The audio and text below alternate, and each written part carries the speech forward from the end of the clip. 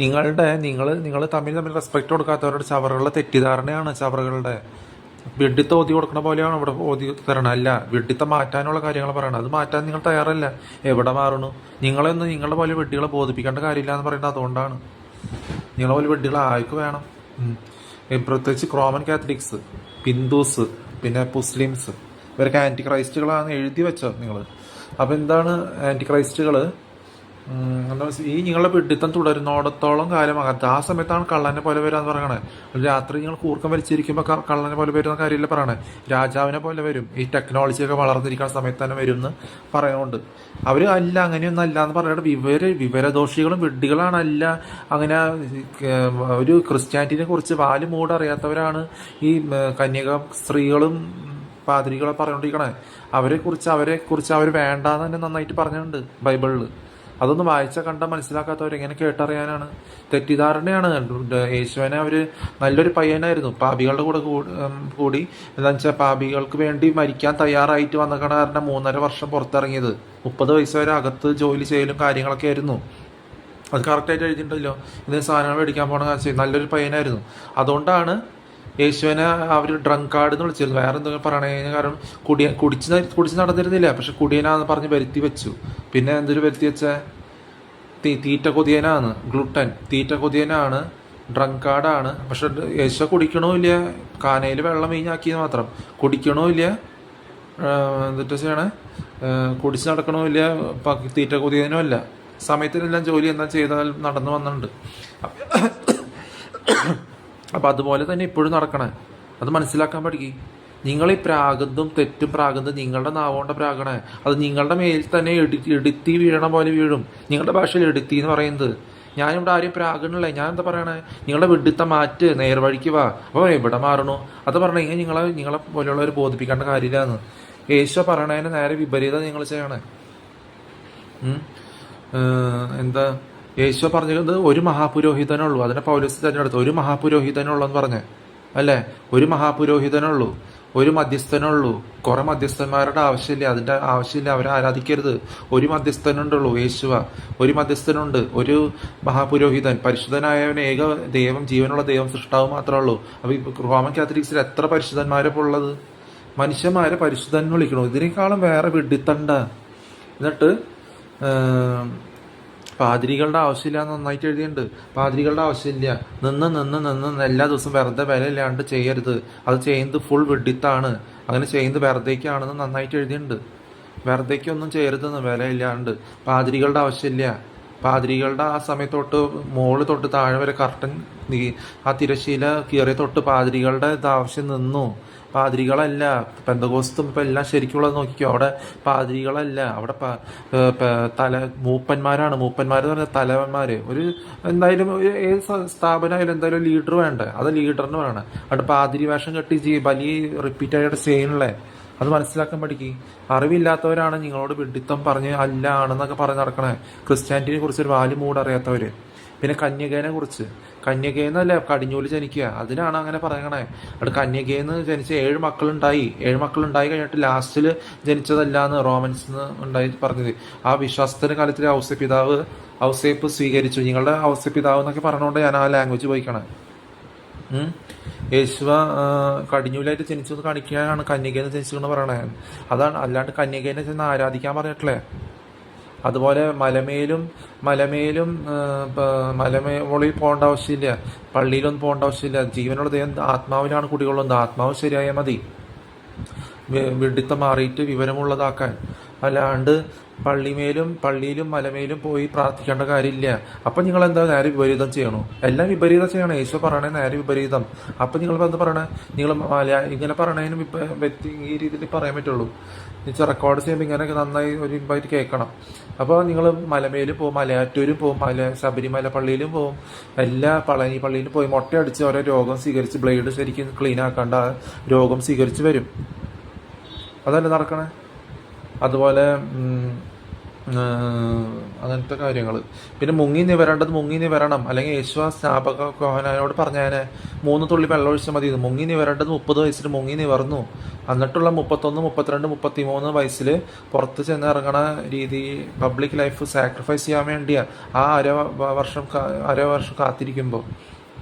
ഇപ്പം ഞാൻ ജനിച്ചത് 12 7 5 7 5 മാസങ്ങൾ നടുക്കിൽ അല്ലേ. 12 7 5 കുട്ടിയൊക്കെ 12 1+2 3 തൃശ്ശൂർ 12-00 സമയം എന്ന് കാണിക്കണ പോലെ.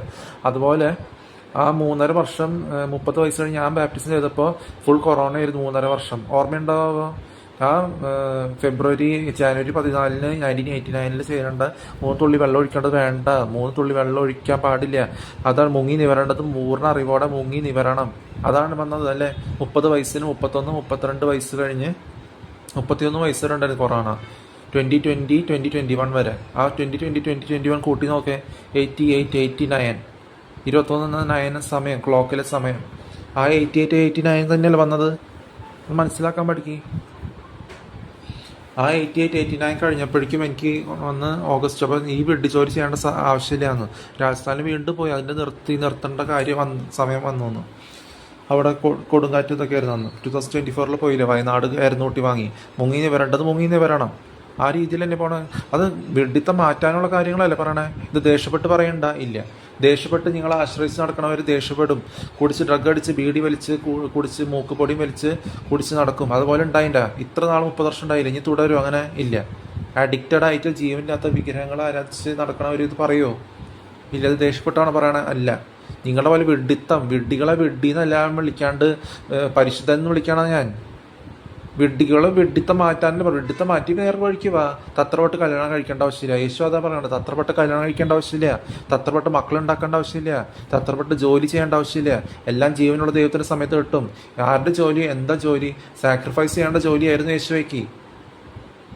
ഇത് ആത്മാവിനെ വിവേചിച്ചറിയാനാണ് സെക്കൻഡ് കമ്മിങ് വരണത്. കള്ളനെ പോലെ ആത്മാവിനെ വിവേചിച്ചറിയാൻ. അല്ലാണ്ട് മെറ്റീരിയലിസ്റ്റിക് സാധനങ്ങൾ വിവേചിച്ചെടുക്കാനല്ല.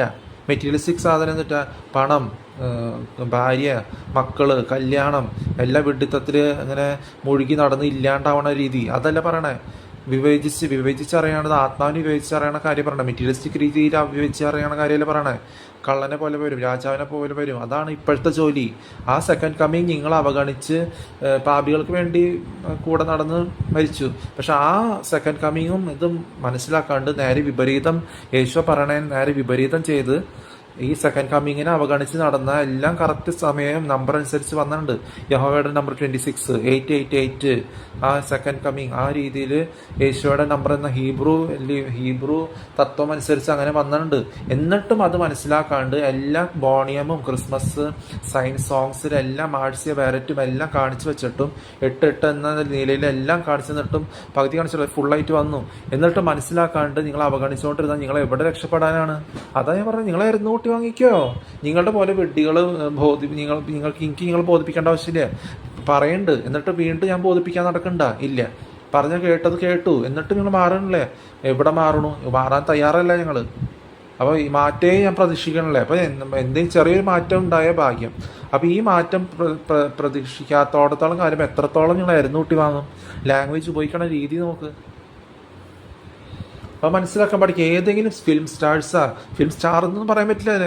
പറയിപ്പിച്ച് പറയണ വിഡ്ഢികൾ, ആക്ടിങ് സിനിമയിൽ അഭിനയിക്കണ വിഡ്ഢികൾ, ഹിന്ദുസ്, മുസ്ലിംസ്, ഏതെങ്കിലും കുമ്മുട്ടി കോഹലാൽ, കുഞ്ചുവാര്യർ അല്ലെങ്കിൽ ഏതെങ്കിലും വിഡ്ഢികൾ ക്രിസ്ത്യാനിറ്റിനെ കുറിച്ച് ശരിക്കും പറഞ്ഞിട്ടുണ്ടോ? ഇല്ല. അവർ ഏതെങ്കിലും ചെയ്ത മറ്റീരിയലിസ്റ്റിക് രീതിയിലുള്ള ഡയലോഗ്സ് മാത്രം പറയണേ. ആരോ പറയിപ്പിച്ച് അവരുടെ ജീവിതത്തിലുള്ള ഇവരുടെ ജീവിതത്തിലും ഇല്ല. അത് പറഞ്ഞു തീർന്നതല്ല എത്ര വർഷം. എന്നിട്ട് നിങ്ങൾ മാറിയ എന്നിട്ട് എത്ര നിങ്ങൾ എരന്നൂട്ടി വാങ്ങി? ഈ 100 വർഷം കഴിഞ്ഞിട്ട് കേരള ഫ്ലഡ്സും അത്ര കേട്ടുകേൾവി ഉണ്ടായിരുന്നു. ഇല്ല, സുനാമി അങ്ങനത്തെ കാര്യം മുങ്ങി നിവരാണ്ടിരിക്കേണ്ട എല്ലാതും വരണ്ടല്ലോ. ഞാൻ പറഞ്ഞു ഞാൻ കൂടി ഇല്ലാണ്ടായാൽ പിന്നെ എല്ലാം ഇല്ലാണ്ടാവണ രീതി വരുന്നുണ്ടെന്ന്. Millions of people will die in this recent situation എന്ന് പറഞ്ഞു. അതുപോലെ വന്നു 2017 എഴുതിയ പോലെ. Tsunami doesn't have to come not necessary to come from ashore. Thrissur കേക്ക് നോക്ക്. It can come from within inside എന്ന് പറഞ്ഞു. ആ രീതിയിൽ തന്നെ വന്നേ. മനസ്സിലായി ഏത് ക്ലീഷോ, ഏത് സിനിമ ആക്ടേഴ്സ്, ഏത് കുമ്മുട്ടി മോഹൻലാൽ, ഏത് മോഹൻലാലും കുഞ്ചുവാര്യരും ഇതിനെക്കുറിച്ച് പറയണേ. അവരോട് ക്രിസ്ത്യാനിറ്റിനെ കുറിച്ച് എന്തെങ്കിലും ചോദിച്ചു നോക്കുക. അവർ പറയും എനിക്കറിയില്ല എന്ന് പറയാം അല്ലേ. ജീവിതത്തിന് അർത്ഥമില്ല എന്ന് പറഞ്ഞ വിഡ്ഢികൾ. മെറ്റീരിയലിസ്റ്റിക് നേച്ചറിലത്തെ അവാർഡുകൾ വാങ്ങാനല്ല യേശോ വരുന്നത്. അത് മനസ്സിലാക്കാൻ പഠിക്കുക. ഇത് കേട്ടിട്ടും മാറാൻ തയ്യാറാവാത്ത വിഡ്ഢികളെ ഞാൻ ആദ്യമായിട്ടാണ് കാണുന്നത്. അപ്പോൾ അത് മനസ്സിലാക്കാൻ പഠിക്കുക. ഒരു സുനാമിയ, ഒരു കൊറോണ, ഇത്ര ഭൂലോകം ഫുള്ളും ഇല്ലാണ്ടാക്കണ രീതി മുൻപ് വന്നിട്ടുണ്ടോ? ഇല്ല. അത് യൂറോപ്പിലാണെങ്കിൽ യൂറോപ്പിൽ തങ്ങിക്കൊള്ളും. ഈ ടെക്നോളജിയൊക്കെ വളർന്നിരിക്കുന്ന സമയത്ത് രാജാവിനെ പോലെ വരുമെന്ന് പറഞ്ഞിട്ടുണ്ട്. അത് കറക്റ്റ് ആ രീതിയിൽ തന്നെ വന്നതാണ്. എല്ലാ വാർത്താവിനിമയം പെട്ടെന്ന് നമുക്കറിയാം. ഇവിടെ ഒരു പക്ഷേ ഇപ്പം ഞാൻ പറഞ്ഞ 1 മിനിറ്റ് നടന്നത് അവിടെ അറിയില്ല. അത് അല്ലെങ്കിൽ അവിടെ യേശു പറഞ്ഞത് 500 വർഷം കഴിഞ്ഞിട്ട് അറിയണ പോലെയല്ല. ഇവിടെ അപ്പം ഒരു ഒരു കുറച്ച് പ്രദേശം മാത്രം അറിയണം, രോഗം കിട്ടണ പോലെ. വേൾഡ് മൊത്തം കിട്ടിക്കൊണ്ടിരിക്കുക. വേൾഡ് മൊത്തം വരണേ. ഇപ്പം മസ്തിഷ്ക ജ്വരം വന്നു അമീബിക്ക്. ഞാൻ പറഞ്ഞു നിങ്ങൾ ബ്രെയിന് മര്യാദയ്ക്ക് ഉപയോഗിക്കാൻ അറിയില്ലെങ്കിൽ ബുദ്ധി വരെ നശിച്ച് പോണ രോഗം വരും. ഞാൻ പറഞ്ഞ ബുദ്ധി വരെ, അത് ഏത് ഫേക്ക് സിറ്റുവേഷൻ ആയിക്കോട്ടെ, ബുദ്ധി വരെ നശിച്ചു പോകണം. മക്കൾക്ക് മര്യാദയ്ക്ക് സംസാരിക്കാനുള്ള കഴിവുള്ള വചനങ്ങൾ, സ്ട്രോങ് ആയിട്ടുള്ള വചനങ്ങൾ പറഞ്ഞു കൊടുത്തില്ലെങ്കിൽ ഈ ചെപ്പമാലും ചെൽപ്പനെയും ജീവനില്ലാത്തതിനെ ആരാധിച്ചുകൊണ്ടിരുന്ന അത് നിങ്ങൾ ഇങ്ങനെ മസ്തിഷ്ക ജ്വരം, മണ്ടൻ അസുഖം, അപ്പോൾ കൺഫ്യൂഷൻ, ഹാലുസിനേഷൻ വരുന്നത് എങ്ങനെയാണ്? ഈ മണ്ടൻ അസുഖം അമീബിക്ക് മസ്തിഷ്ക ജ്വരം, മെനിഞ്ചോഎൻസെഫലൈറ്റിസ് ഒക്കെ വരണ കാരണം അല്ലേ. അത് കുറച്ച് പ്രദേശങ്ങളുള്ള അതിൽ വ്യാപിച്ച് കിടക്കണല്ലേ. അത് നോക്കട്ടെ. അപ്പോൾ ആ രീതിയിൽ മനസ്സിലാക്കുക. നശ്വരമായ സ്ത്രീയെയോ നശ്വരമായ ഹ്യൂമൻസിനെയോ നശ്വരമായ മൃഗങ്ങളെയോ ആരാധിക്കാൻ പാടില്ല. അതന്നെ പറയണേ. 3 തുള്ളി വെള്ളം ഒഴിക്കാൻ പറഞ്ഞതന്നെ അല്ലേ. സൃഷ്ടാവിനുള്ളതാണ് ആരാധന, അല്ലാണ്ട് നശ്വരമായ സ്ത്രീയോ നശ്വര ഹ്യൂമൻസോ നശ്വരമായ മൃഗങ്ങളെ ആരാധിക്കാൻ പാടില്ല. 3 തുള്ളി വെള്ളം ഒഴിക്കാൻ പറഞ്ഞ സ്നാപക യോഹന്നാനോട്. ഇല്ല, മുങ്ങി നിവരേണ്ടത് മുങ്ങി നിവർന്നു 30 വയസ്സിൽ. അതുപോലെ തന്നെ നടക്കണേ. അപ്പോൾ മനസ്സിലാക്കുക. പറയിപ്പിച്ച് പറയണ പോലത്തെ ഡയലോഗല്ല ഇതിപ്പോൾ ആരും പറയിപ്പിക്കണ്ട. ഇവിടെ ആരും എനിക്ക് പറയിപ്പിക്കാനുള്ള ഒന്ന് ആത്മാവെന്ന് വരുന്നത് എന്താ മനസ്സിലാക്കാൻ പഠിക്കുക ആദ്യം.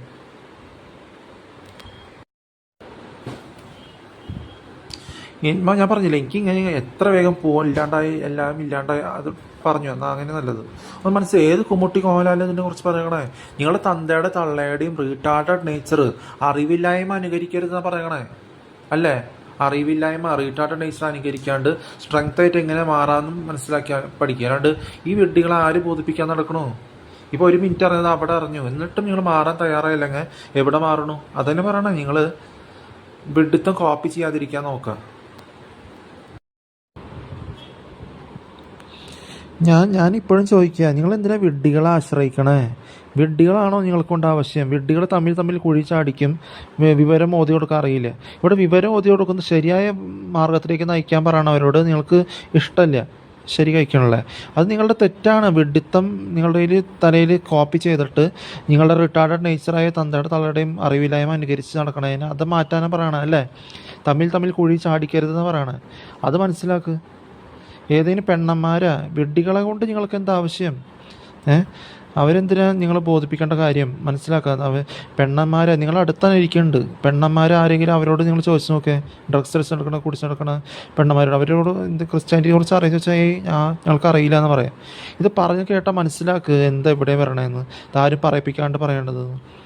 ആരെ ശരി ആരെ തെറ്റെന്ന് മനസ്സിലാക്കാനുള്ള ബുദ്ധി കാണിക്കുക. അല്ലെങ്കിൽ ബുദ്ധി തന്നെ അല്ലാണ്ടാവും.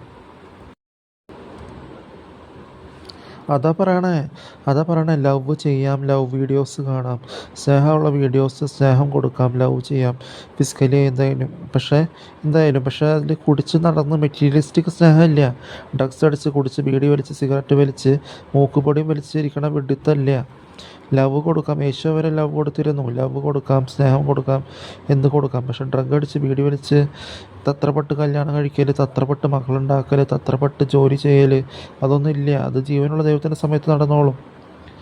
അപ്പോൾ തത്രപ്പെട്ടലും വ്യഗ്രത പൂണ്ട് ജോലി ചെയ്യേണ്ട ആവശ്യമില്ല. വ്യഗ്രത പൂണ്ട് മക്കളുണ്ടാക്കേണ്ട ആവശ്യമില്ല. വ്യഗ്രത പൂണ്ട് ജോലിയും കല്യാണം കഴിക്കേണ്ട ആവശ്യമില്ല. അപ്പോൾ ലവ് ചെയ്യാം, എല്ലാം ചെയ്യാം. പക്ഷെ കുടിച്ച് ഡ്രഗ് അടിച്ച് ബീഡി വലിച്ച് ശോഷിച്ച വാക്കുകളും മൂട്ടിൽ നിന്ന് പെട്ടണ പോലെ വായോടെ പറഞ്ഞിരിക്കണ്ട. ഇല്ല. അതാണ് യേശുവയുടെ സ്നേഹം എന്ന് പറയുന്നത്.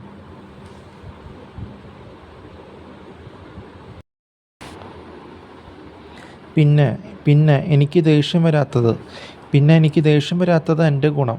എൻ്റെ എന്താ പറയുക, കുടിച്ച് ഡ്രഗ് അടിച്ച് ബീഡി വലിച്ച് കുടി വലിച്ച് ഗുഡ്കയും കുടിച്ച് നടക്കാത്തത് എൻ്റെ ഗുണം. അതാണ് എന്താ പ്രത്യാശയിലേക്ക് നയിക്കണ രീതി എന്ന് പറയുന്നത്.